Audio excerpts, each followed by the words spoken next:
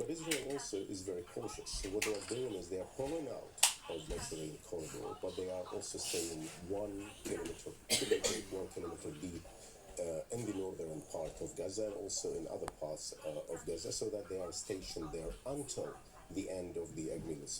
Until the end of the agreement, obviously.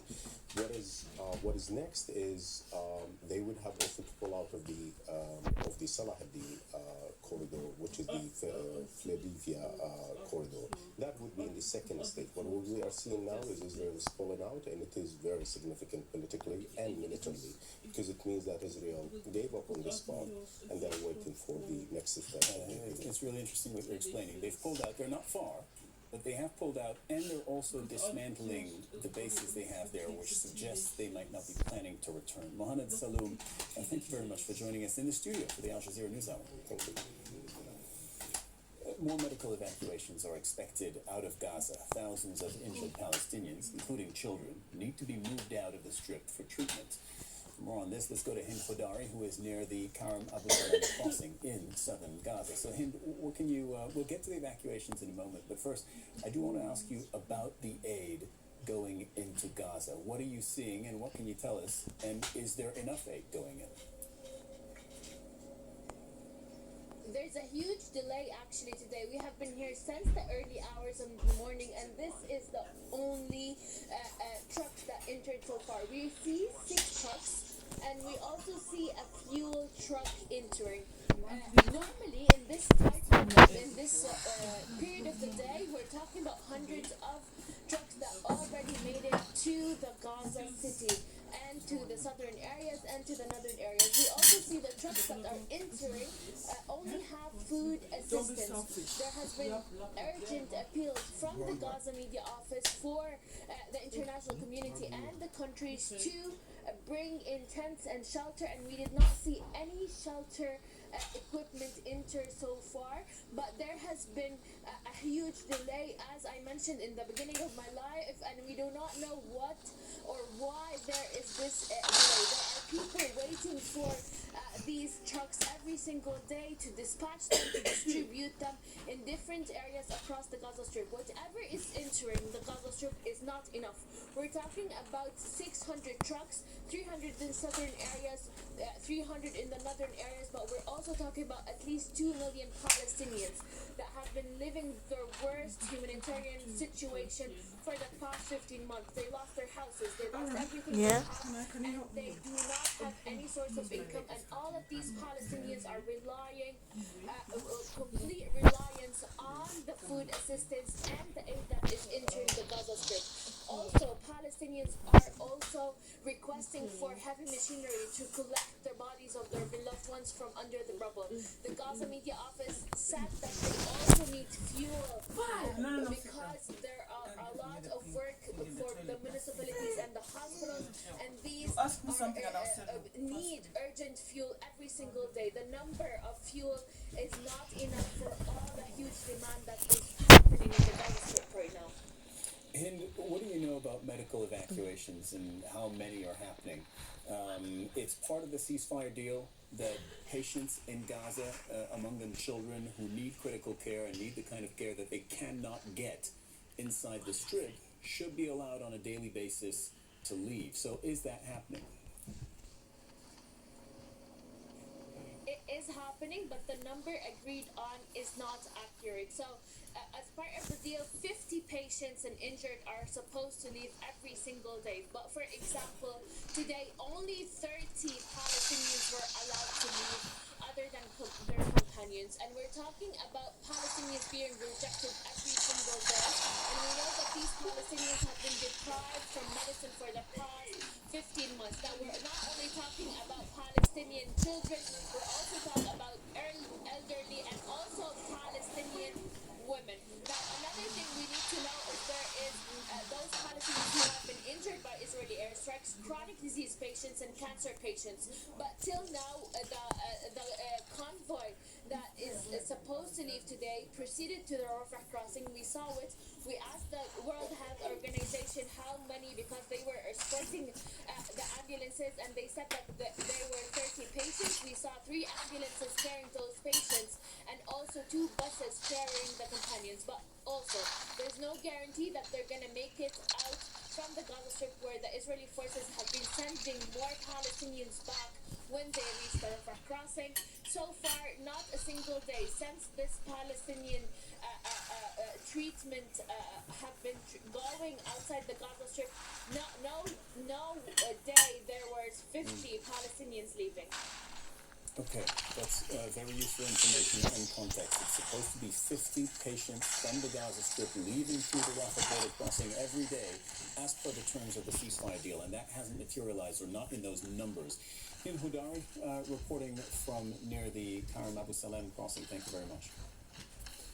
The Israeli military has expanded its assault on the occupied West Bank, where its forces have been raiding the Nur Shams refugee camp. They opened fire on a Palestinian family in the camp, killing an 8-month pregnant woman and critically injuring her husband. Israeli forces have announced a curfew. They've been using bulldozers to destroy roads and buildings in the camp. Palestinian fighters say they're confronting the Israeli military in Tulkarm. Raids on the Al-Farar refugee camp, that's near Tubas, have forced Palestinians to flee their homes. Israeli assaults on the northern occupied West Bank have displaced more than 26,000 Palestinians just over the past few weeks. And since the Gaza ceasefire was announced last month, Israel has increased both the frequency and intensity of its military raids across the West Bank, and particularly in the north of the territory. Its troops have been raiding the Jenin refugee camp. They've also been conducting raids on the Tulkarm refugee camp and the nearby Nur Shams, as we were saying, Nur Shams camp. Al Jazeera's Noor O'Day is in Amman, Jordan. You're there because the Israeli government and the Palestinian Authority have banned Al Jazeera from reporting inside Israel and inside the occupied West Bank. So, Noor, we said 26,000 Palestinians displaced. It's probably more at this point since this military operation started. Roads and infrastructure we just saw being destroyed. Is there an end point to this? And do we know what that looks like? Do we know at what point the Israeli military might say, mission accomplished, we can pull out?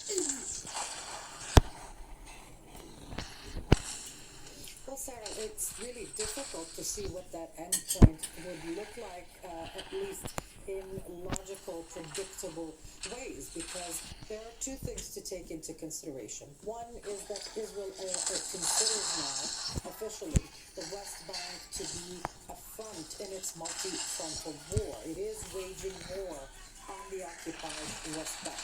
Another thing is that the central goal of this right-wing government is the annexation of the occupied West Bank. And that would necessitate, as many ministers have repeatedly said, that Palestinians are crushed, that mentally they are convinced there is no path to freedom, no path to Palestinian statehood, that they would have to give up. And if in that process more Palestinians leave the occupied West Bank, then all the better, because that means that the annexation would involve fewer Palestinians. This is being said publicly and repeatedly.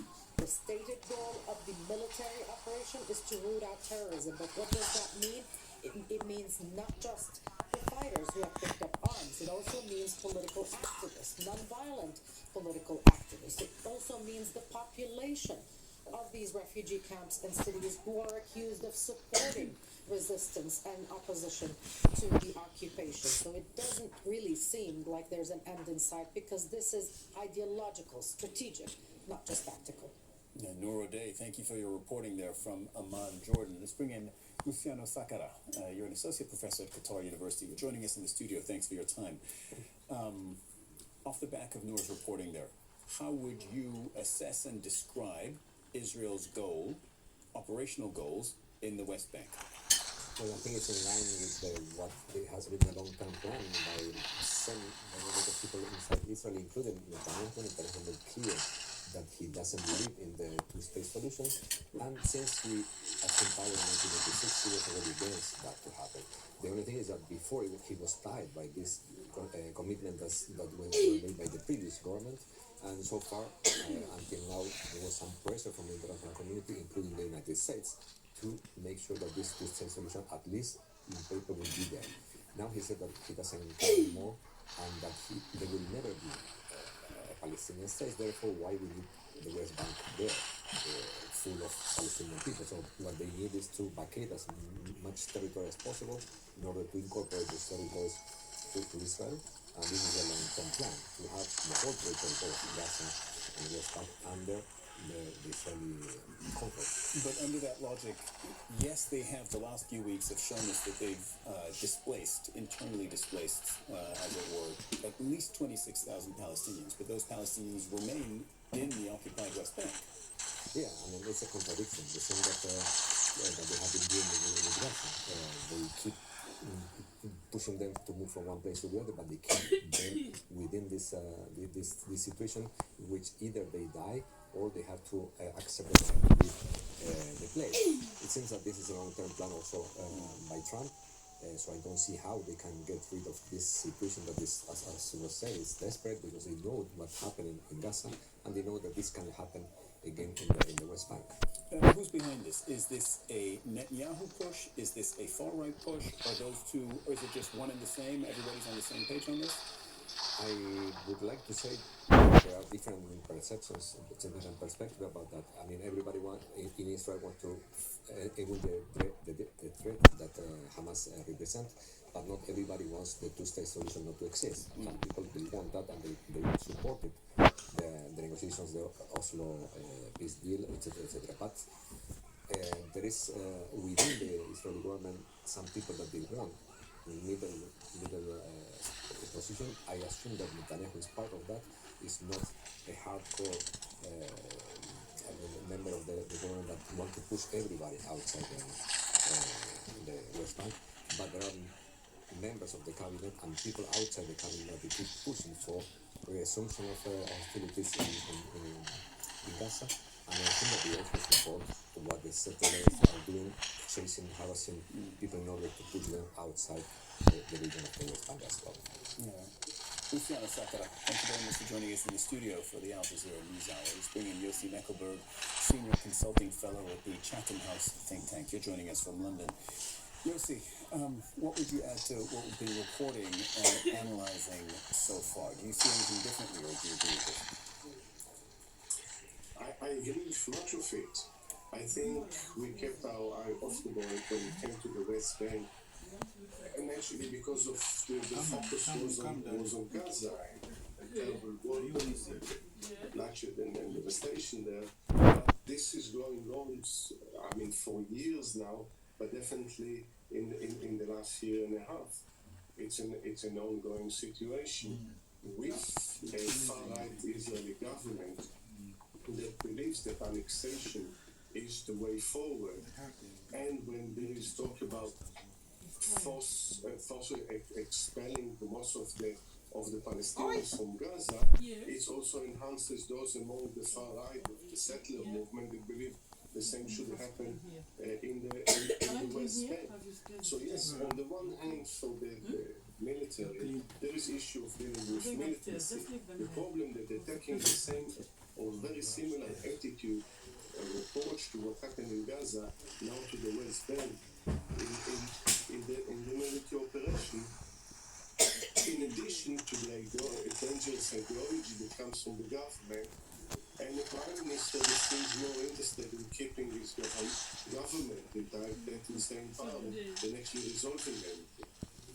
Look, parallels have been drawn between the occupied West Bank and Gaza. For the moment, it's obviously not at all the same situation in terms of the intensity of Israel's military operations in the West Bank. You can't even begin to compare them to what they did in Gaza, which was a full-blown war and they're on trial for genocide for what they did in Gaza.